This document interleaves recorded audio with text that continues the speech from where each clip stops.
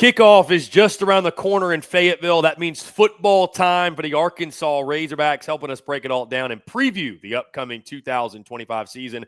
Friend of mine, friend of the show, and one of the best in the business when it comes to talking all things Woo Pig Suey, Tye Richardson of ESPN Arkansas. He joins us once again. Tye, what's going on, man? Appreciate you taking the time. And congratulations, by the way, the newest member of the Hole-in-One Club. I'm a little bit envious and jealous, admittedly, but welcome in, my friend. How's it going?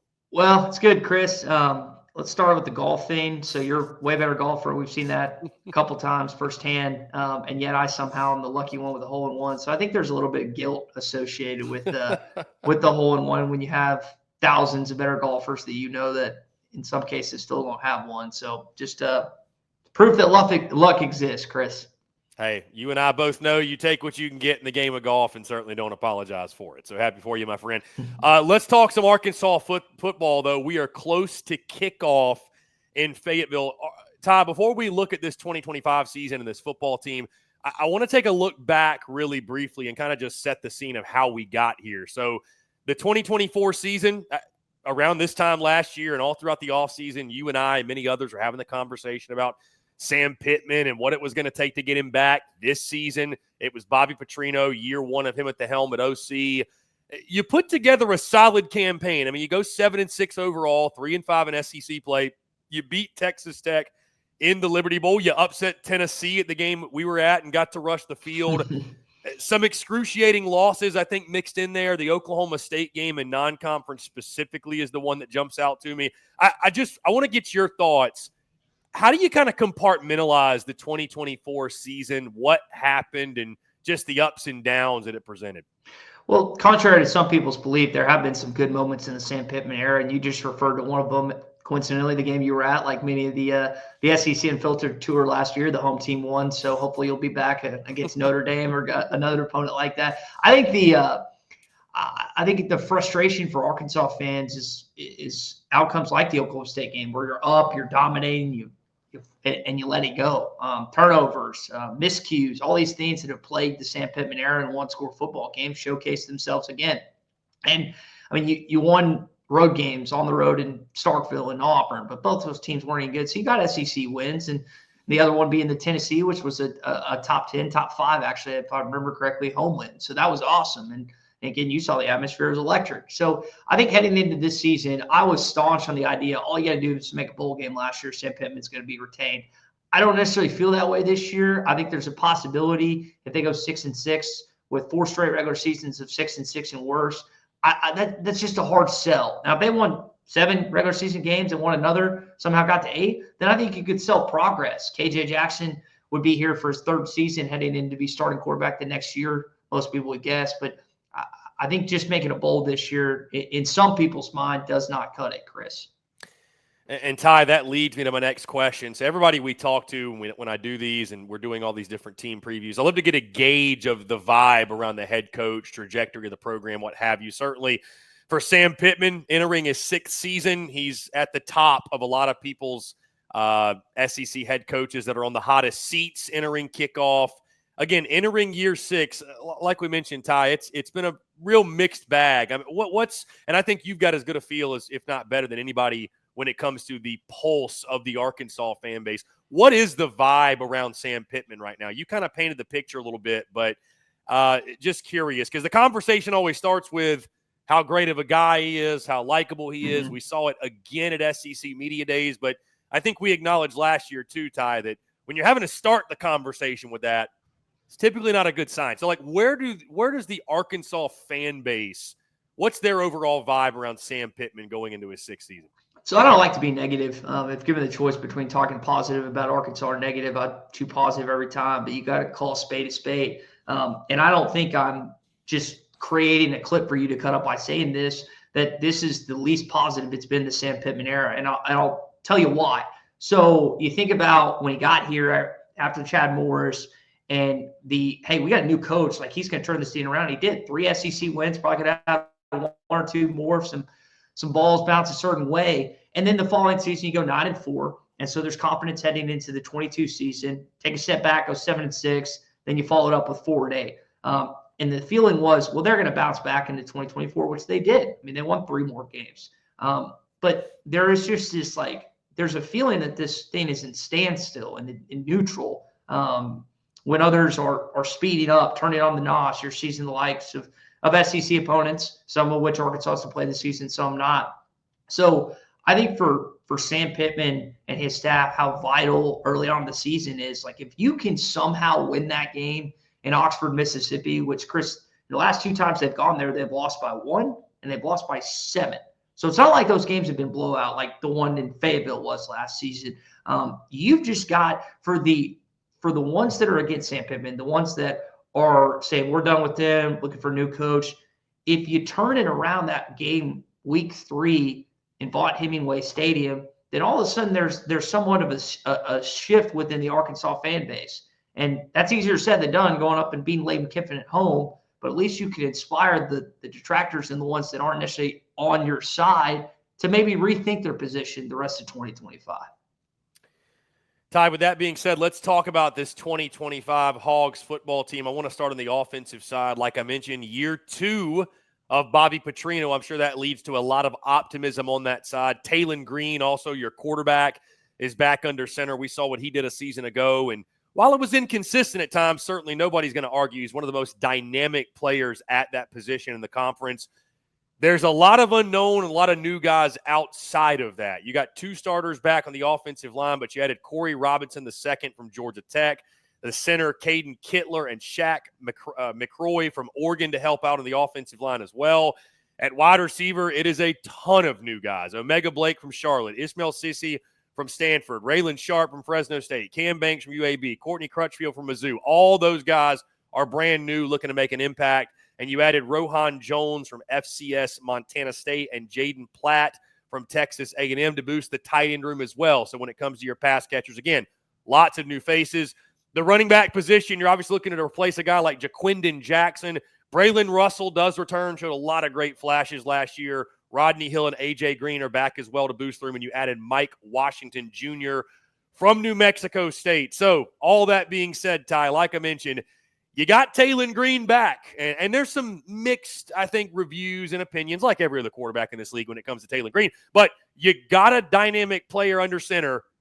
Is the biggest question, Tye, just simply what else do you have beyond that? Because it is a ton of new faces on that side of the ball. I think that's exactly how you should frame it, because I think, like, Taylor's not going to get worse. He's going to get better in year 2. I think the offensive line, like, Taylor's going to take a step forward. I think the offensive line is going to take a step forward, barring injuries. But your skill positions are either going to be the same or taking a step back. I don't know how you could look at the wide receiver room from last year to this year and say they've gotten better. When you lost one of the best wide receivers in the SEC, probably 3rd behind Ryan Williams and Trey Harris and Andrew Armstrong. You lose Isaac Tesslaw, who's a 3rd-round pick. Luke Haas goes to Ole Miss. Doesn't look like he's going to play in the Arkansas game, unfortunately, because of that ankle injury. I don't know about the rest of the season, but you can't tell me with a straight face that you got better.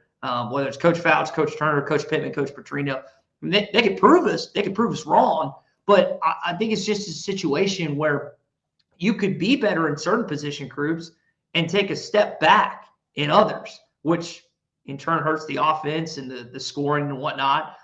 Defensively, there are plenty of question marks as well.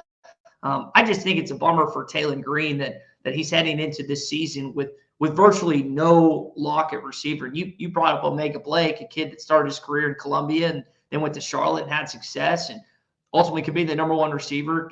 Cam Shanks being a preseason All-American punt return specialist. Raylan Sharp's played in Petrino's system before, played with Taylen, I think 1 year overlapped in high school. So there's like a little bit of optimism, but it's not like overwhelming when it comes to the skill positions. When you look up and down other SEC rosters, Chris, and you can say, that's an NFL caliber prospector. That's an NFL dude. You can't do that with Arkansas, which is a little scary if you're Bobby Petrino, not knowing that, hey, this is going to be my staple for the 2025 season when it comes to catching or running the football. Tye, let's go to the defensive side of the football. I thought Travis Williams did a fantastic job, the defensive coordinator a season ago. It was probably one of the SEC's, I thought, most underrated defenses on a week-in, week-out basis. Again, the theme continues, Tye, where it's just a lot of new faces on that side. Cameron Ball is back on the interior defensive line. You added David Oki from FCS Abilene Christian, Justice Boone from Florida, Philip Lee from Troy, and Ken Talley from Michigan State to boost the defensive front.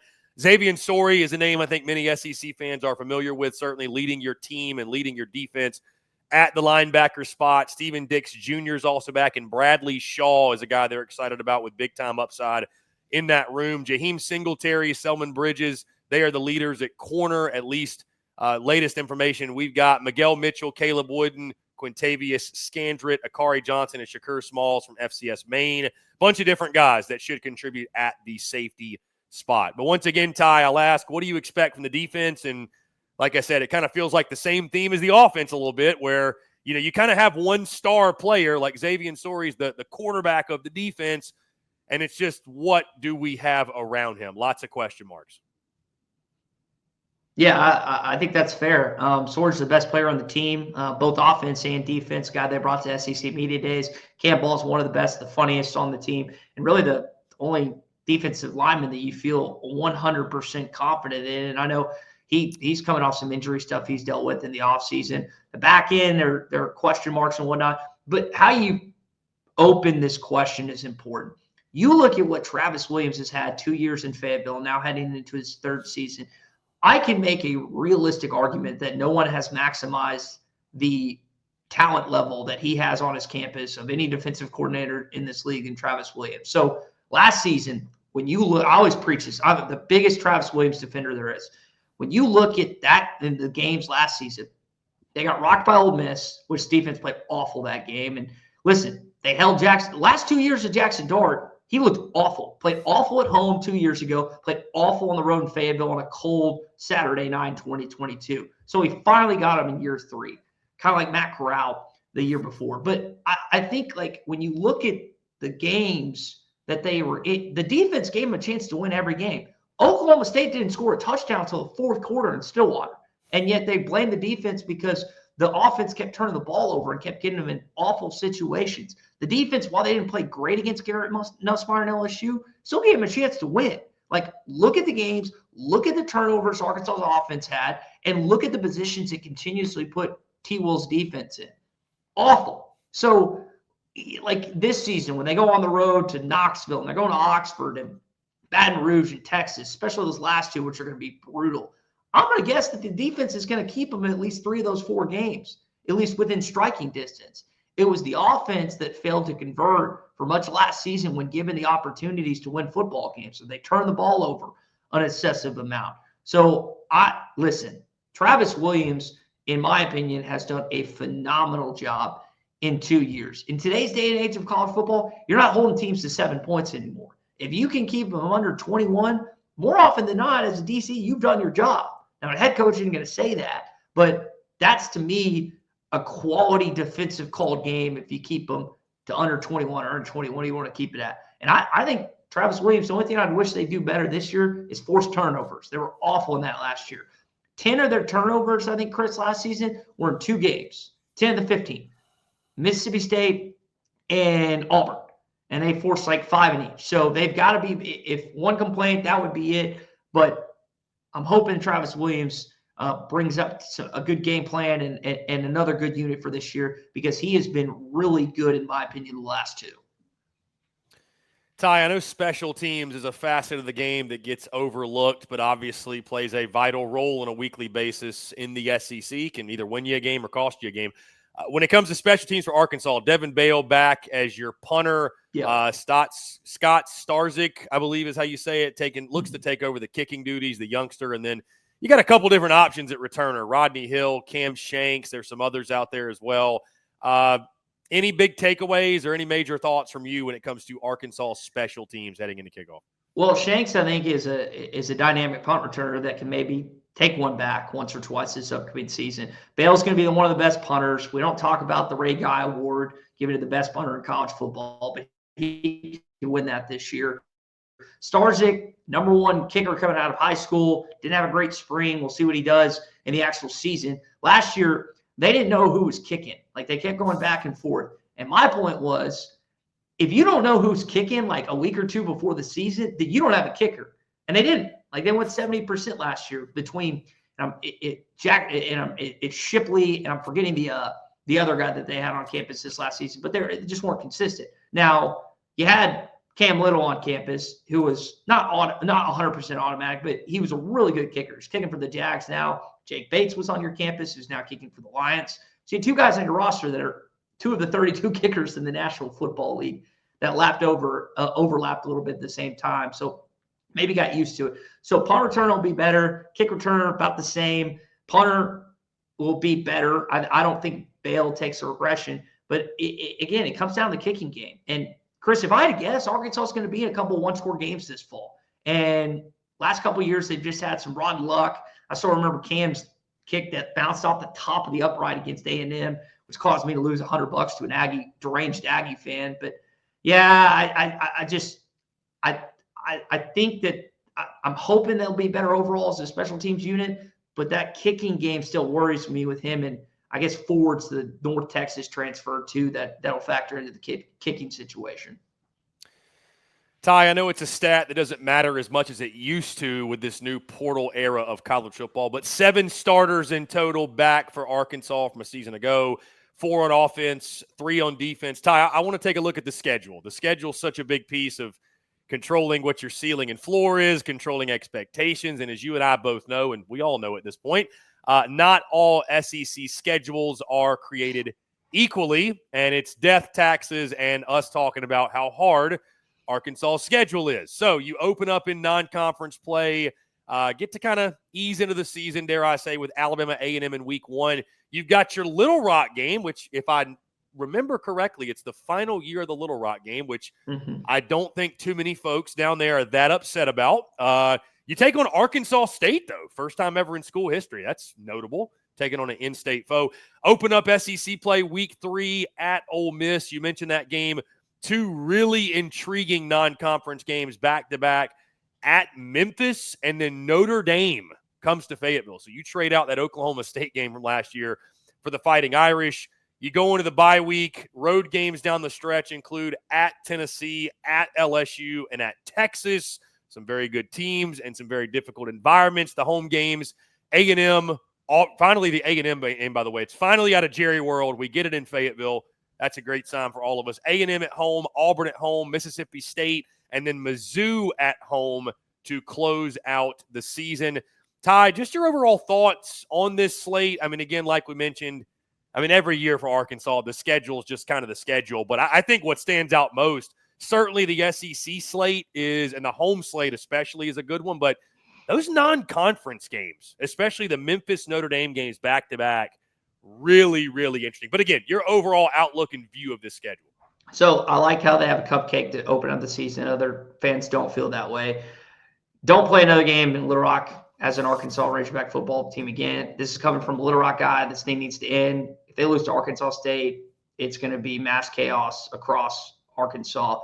Week 3, mentioned Ole Miss game, how important that is. It's been close last few times at Oxford. Then they might as well just stay in Memphis because they're playing the Liberty Bowl next week. So the Ole Miss game to me is the most important game from the player's vantage point. Like, you lose 3 guys to Oxford last season in the offseason, so they're ticked. And so on the front end, you got Arkansas State, a team that wants to beat you more than anything. On the back end, you have Memphis, who's the best, or if one of the best group of 5 programs in college football the last 10 to 15 years. Then you follow that up with Notre Dame at home, the national runner-up, which I know lost a lot of last year's team. But I don't know where you stand on Marcus Freeman. I think he's one of the best young coaches in college football, and I just really like the guy. By Tennessee, they're coming for blood after what happened last year in Neyland, even though Nico's not there. And then you mentioned the home game slate. A&M, can't ever seem to beat those guys. Hopefully that changes in Fayetteville. Auburn, Hugh Freeze, we'll see if he's still the head coach or not. But the road teams had a lot of success in that series and could very well have that same success in Fayetteville this season. Mississippi State, you lose that game, what are we doing? That's just not a good football team. Then you think about the back end stretch of road games like Texas and LSU, and then also Missouri at home, who Missouri could be on track to win 9 or 10 games again. I mean, Drink is a really good coach. Texas is probably on its way to the SEC championship. LSU very well could be too. That's my pick to win the SEC. So in terms of scheduling, you didn't help yourself. You got road games, or excuse me, you've got the road game in Memphis. You've got the game in Little Rock, which within 3 weeks is just really tough. And then on the back end of that stretch, you've got Notre Dame. So maybe Florida can advocate having a tougher schedule, but I don't know if there's another team in college football, Chris, that can realistically say we've got a tougher schedule than the Arkansas football program.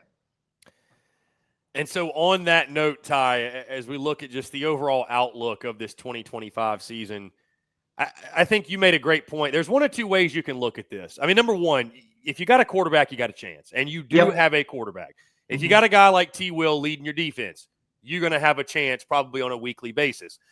There are a lot of question marks. There are a lot of unknowns, but unknowns can go one way or the other. There's probably going to be some things that pan out a little bit better than we expect. There might be some things that pan out kind of what we expect, and then there's probably going to be some things, let's face it, that don't work out, unfortunately, quite as well as we expect. So when you combine all of that, I'm just most curious with, you already talked about Sam Pittman, and you feel like, getting to 7+ is probably a requirement to have him back next season. You go 6-6 or worse, and we most certainly could see a change. I mean, I'm curious, Ty, from your perspective, where do the reasons for optimism lie for you? And if Sam Pittman, if they're going to get to that 7+ win range, what's the thing in your mind that most has to click for this football team? I mean, it's Taylen Green playing out of his mind. You mentioned that you always have a chance you've got a good quarterback. They've got a top. I think would you rank him at 7? If I remember that right. Yeah, I ranked him right middle of the pack just because some of the inconsistency. But I think he's got the potential, like you're talking about, to be a top 4 or 5 quarterback. Yeah, he's not a top 3 QB, but he could be a top 7, top 6. He's a game changer for sure. I mean, he is. And he showed that at times last season. I think reason for optimism is Taylen one. I think a bolstered offensive line, which we've talked about the last 2 seasons, hopefully being better. It hasn't panned out that way. And then you look, like you mentioned, T. Will in the defense. Again, they're going to keep you in games. It's not like I think they've averaged about a blowout a year, which if you look at up and down college football ranks, that's pretty typical. So it's not like they've just gotten clobbered every season when they've stepped up. I mean, they went to even when they were bad 2 years ago. I was on all these away games, so I can rattle off what happened in every game. The LSU game, they lost to the Heisman Trophy winner by 3 points. He played bad in the first half, threw a pick, didn't look like himself. Second half, he went Jay Daniels Heisman mode. You give up that. Oxford game, Dart either has a pick or 2. They get stopped on 4th down. Ole Miss wins 27-20. KJ throws 2 picks in that game. Offense looked awful, but they were in that game. Later on, they went to Alabama. Jalen Milroe was like 50% completion, played terrible, had this 1 4th down throw or 3rd down throw that should have been picked off, and he got lucky. They completed it, and Alabama wins by 7. And then they finally beat Florida on the road in Gainesville for the first time ever in the Arkansas football program. So, again, they haven't gotten rocked in most of the time during the Sam Pittman era. The last aspect of that conversation, like the hope for optimism, is that you're just due. Like, you're just due. And I say that as someone that saw you, obviously, in Omaha, Nebraska, where we feel like the baseball program is finally due. And we saw that LSU is still the standard, still the best program in college baseball, has been that way for a couple decades now. And Arkansas was not due, unfortunately, in 2025. Hopefully, at some point they will. And you hope that logic applies to your football program, where you've gone through so much pain these last 2. And this is just like hope. It's hopium. I'm injecting the hopium in my veins right now, because you really, if you're being a realistic, objective college football person, like most people are, and that's why Arkansas is ranked, 13th or 14th, there's not a lot that you can point to and say, this is why they're going to win 7 or 8 games. You can point to, okay, this happens, then they might be able to get there. But let's just be realistic. And I hope I'm wrong. I hope we're talking at the end of the season, Sam Pittman, 7-8 wins, possible coach of the year in the SEC based on where they were projected. But I'm not gonna homer up and lie. Like, what's the point of that, Chris? What's the point? Certainly a lot of question marks heading into kickoff. We'll see which way they go. Either way, all I know is this: Tye Richardson is simply one of the best in the business when it comes to talking all things Arkansas Razorbacks for ESPN Arkansas, and again, someone I'm grateful to call a friend of mine. Ty, in case folks have been living under a rock, let them know where they can check out all y'all's work. Yeah, Tye Sports Radio on Twitter. We've got 13 hours of daily programming for ESPN Arkansas and hitthatline.com. We've also got the app Hit That Line Now, which is great. And also appreciate the friendship that we have as well. We just need a golf suit. And I think for Arkansas fans, Chris, they would really appreciate if you came to a game in Fayetteville against a ranked opponent, since you're 1-0 in Fayetteville against the Vols, preferably Notre Dame. I mean, you can come from Missouri if you really want to after Thanksgiving, because we can't ever beat those guys. But that would be much appreciated on your behalf. We'll see what we can do, Ty. All I'll tell you is this. Keep the golf swing sharp, because you and I will be hitting the links very soon, my friend. I appreciate you, brother. We'll definitely do it again soon. All right, Chris.